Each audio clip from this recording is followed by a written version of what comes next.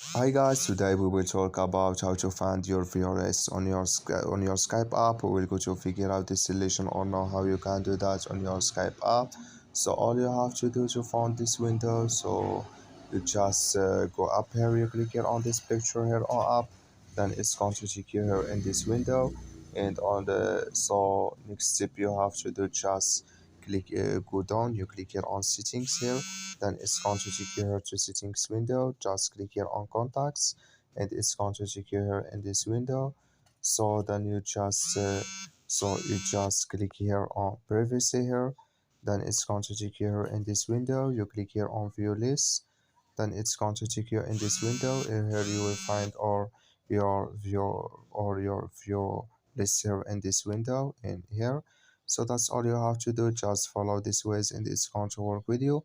Thank you for your watching, and don't forget to support us by liking and subscribe.